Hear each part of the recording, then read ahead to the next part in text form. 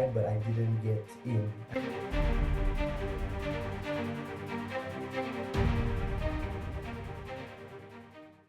Welcome to KGN Caribbean News. I'm Karesha. Here's what's making headlines in this week's Caribbean Crime Watch.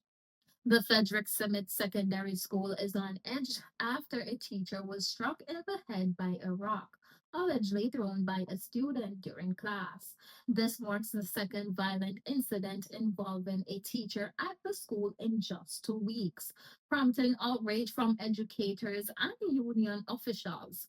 The Barbados Union of Teachers is now calling for immediate action, citing a breakdown in discipline and demanding stronger safeguards for staff. The education minister met with officials, repeating that violence won't be tolerated as pressure builds to restore order and protect educators on the ground. Police are looking for two suspects after a deadly robbery left a 22-year-old man dead in St. Philip. Cameron Elcock was helping a family member close up a business when they were confronted by armed men. Shots were fired and Elcock was hit. He was taken to the Queen Elizabeth Hospital but later died from his injuries. The incident marks the country's 23rd homicide for the year as detectives continue to comb through surveillance and urge witnesses to come forward.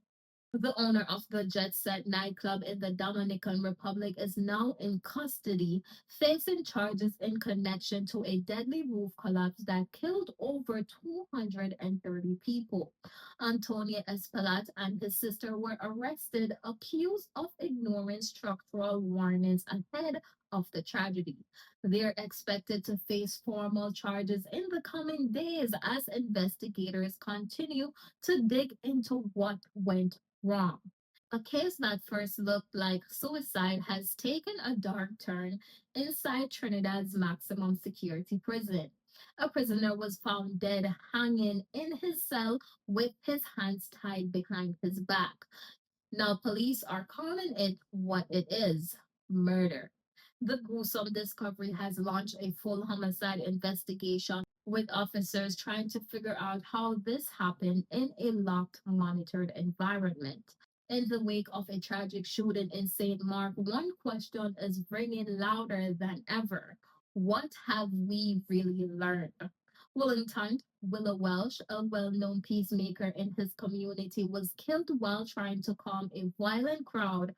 He was shot when police moved in, and his death has left a hole in the heart of Victoria. Advocates say this can be just another sad story. They are calling for real investment in youth programs to prevent the next tragedy before it starts.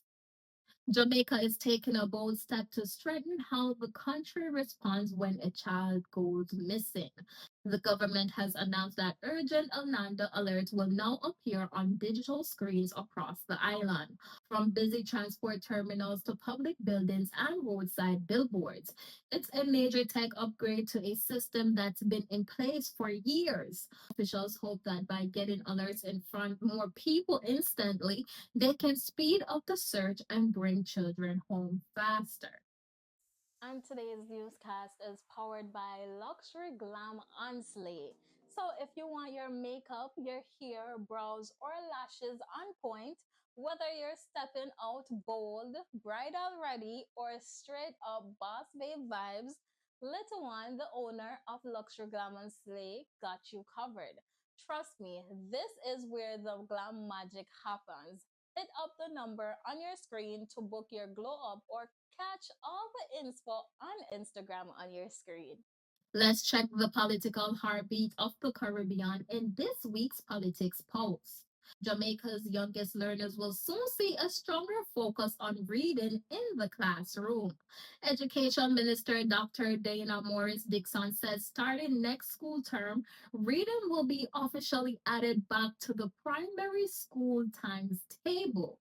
It's part of the government's urgent response to what she's calling a national literacy crisis. The minister says too many children are struggling with basic reading skills, and targeted classroom time is now essential to turn things around.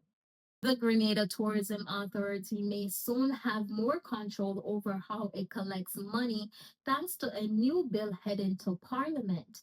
The proposed changes would give the authority the power to enforce fees linked to tours, licenses, and other tourism services, as long as they're approved by the finance minister. It's a move the government says will boost long term funding, but it's also raising questions about how much more tour operators and visitors could be asked to pay. There's new leadership at the helm of Trinidad and Tobago's police service. Alistair Guevara, a seasoned officer with nearly 3 decades of experience, has been voted in as the country's next commissioner of police. The decision came after anonymous support in Parliament following his nomination by the Police Service Commission. With a background in intelligence and national security, Guevara steps in at a time when public confidence and accountability remain major priorities for law enforcement. In Antigua and Barbuda, the spotlight is shifting to regional diplomacy as the country prepares to host the upcoming OAS General Assembly. Government leaders say it's a chance to showcase Antigua's voice on the world stage, especially on issues like democracy, security, and climate resilience. Meanwhile, honors from King Charles this week are bringing attention to the island's deepening Commonwealth ties as two nationals were recognized for service in education and law enforcement. In St. Kitts and Nevis, Senior Minister Denzel Douglas took the country's message to the Brazilian Caribbean Summit, emphasizing stronger links between small island states and Latin America. At home, the government is moving forward with its new electronic travel system and today issued a warning to travelers about fake websites posing as official visa platforms. The followed is part of a broader push to modernize entry points and tighten national security. In Guyana, opposition politics are front and center. The AFC says coalition talks with the APNU have hit a wall, mostly over who gets to lead the ticket. With general elections set for September 1st, the pressure is on to unify or risk splitting the opposition vote. Party leaders say the door isn't closed, but with weeks left to organize, Guyana's political landscape is growing more uncertain by the day. Politics isn't just for politicians, it affects everyone. Keep watching KGN Caribbean News for the latest events as it unfolds across the region. Governments are ramping up healthcare initiatives addressing gaps in prevention, infrastructure, and readiness as new challenges emerge. In St. Kitts and Nevis, June isn't just about physical health, it's about mental wellness too. As part of Men's Mental Health Month, the Defense Force is leading national push to tackle the stigma around mental illness. They're encouraging men to open up not just on the front lines, but at home, at work, and within their communities. Officials say it's about more than raising awareness, it's about building a culture where seeking help is seen as a strength, not weakness.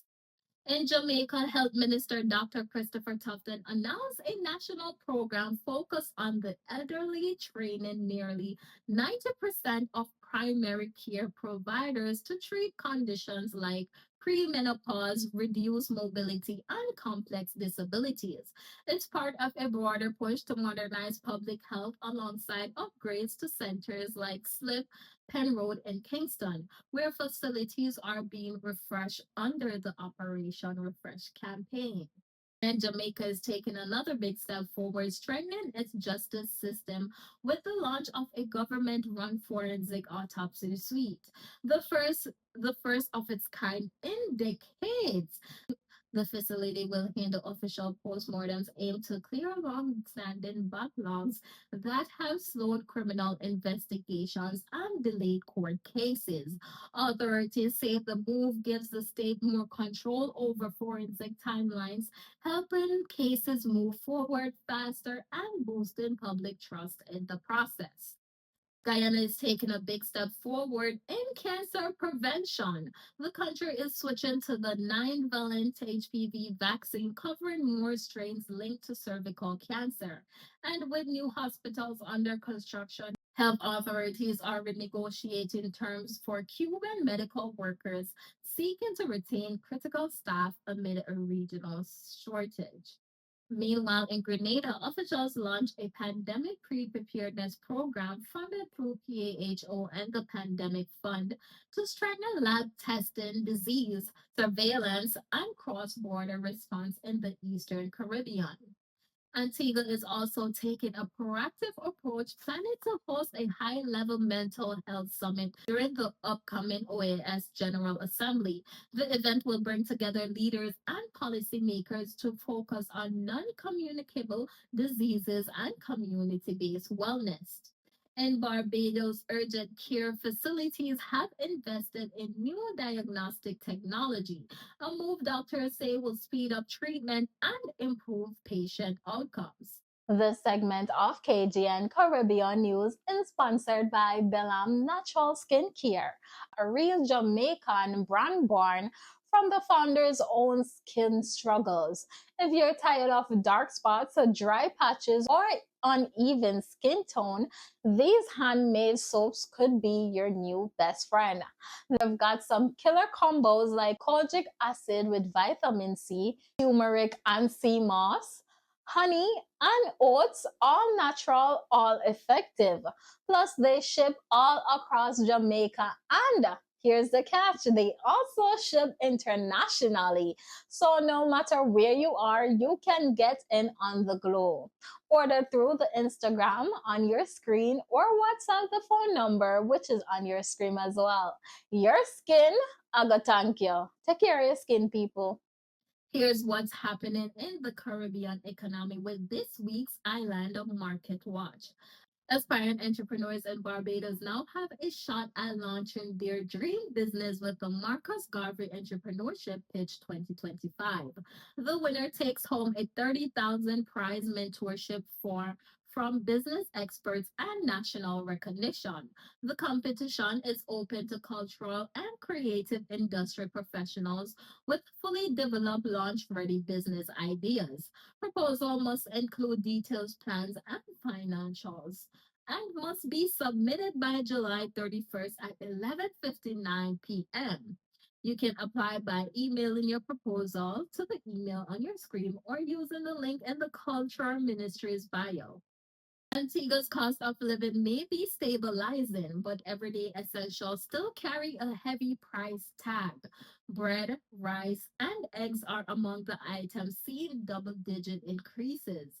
Meanwhile, pressure is mounting for a minimum wage hike. Unions are calling for a new rate of at least $13 an hour, up from the current 9. The government says relief is coming next year, but for many families, the wait feels far too long. Travel in and out of Jamaica is about to get easier. Inter-Caribbean Airways is adding new routes connecting the island to Guyana, Barbados, Trinidad, and the Turks and Caicos. The move is expected to spark a surge in regional tourism and business. Industry leaders say improved air access could be a game changer for small enterprises looking to expand across the Caribbean.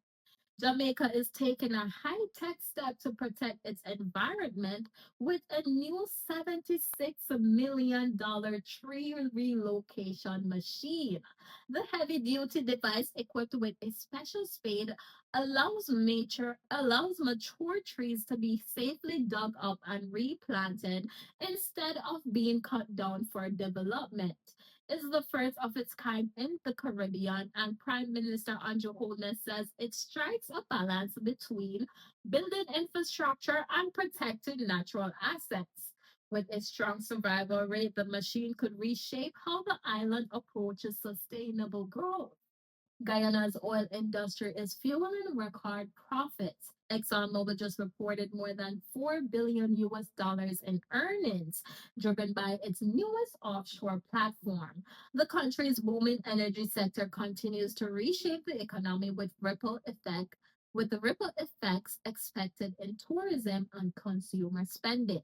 Regional airlines are also taking notice, added new routes to tap into the growing market.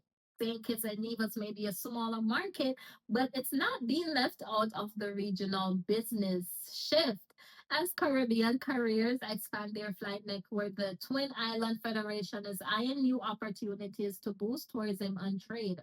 Local stakeholders say increased air access could help small hotels, shops, and restaurants tap into a larger regional economy. Welcome to the KGN Sports Zone, where island athletes shine. Julian Alfred is showing no signs of slowing down. The St. Lucian sprinter kicked off her Diamond League season in Oslo with a commanding win in women's 100 meters, crossing the line in 10.89 seconds. Alfred pulled ahead mid race and never looked back, outspacing some of the sport's best.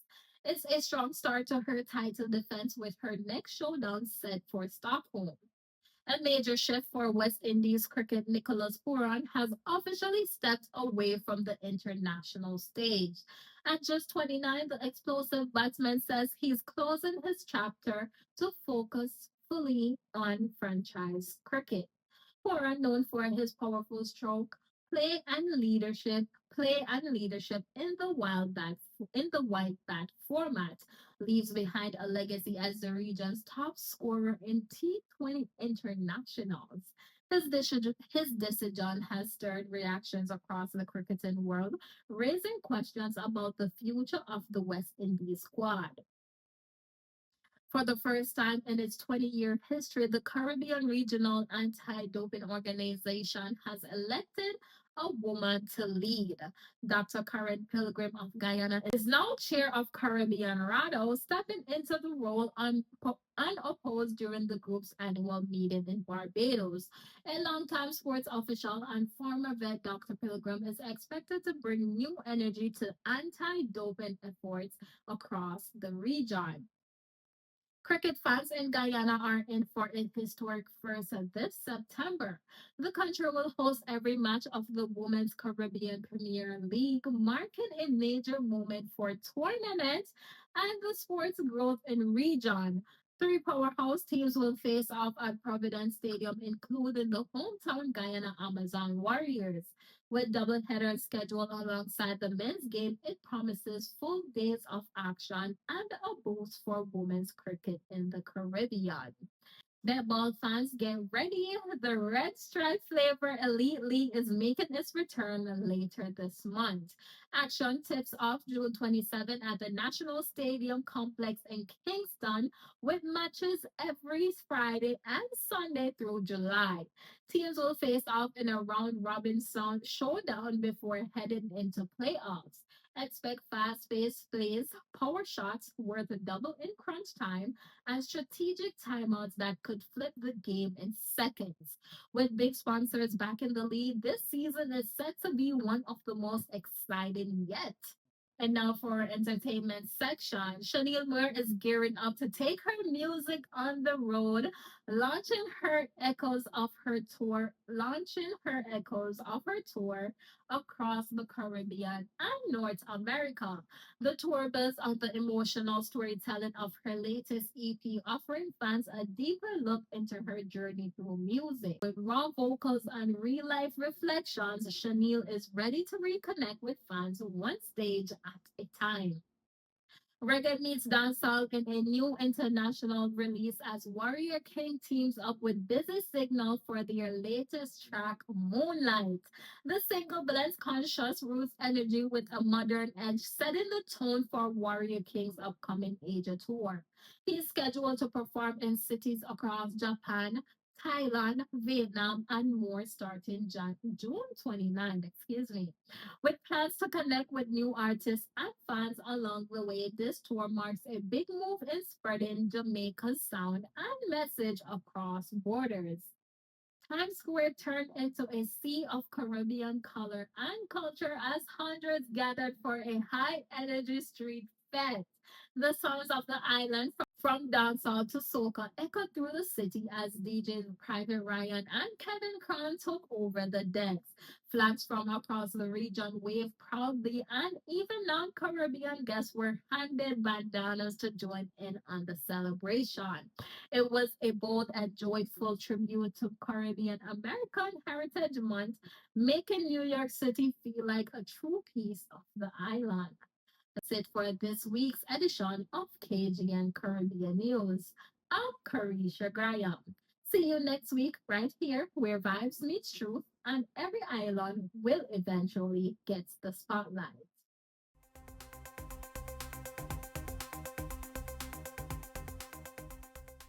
I applied, but I didn't get in.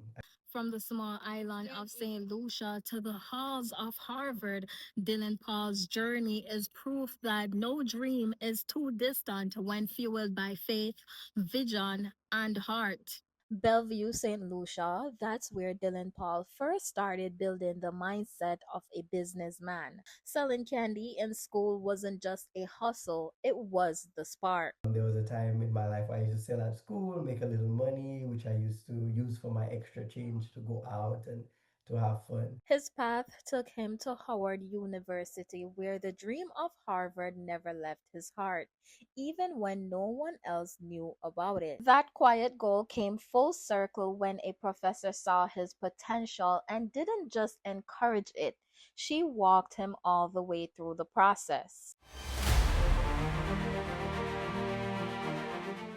And she actually wrote my recommendation letter and supported me along the way to getting in. Inside the walls of Harvard, Dylan did more than study. He carried his island on his back, every accent, every flag, every story. Now Dylan is rewriting the playbook, co founding ventures that tackle real Caribbean challenges, from launching St. Lucia's first tech hub and developing smart software to building AI powered tools for government.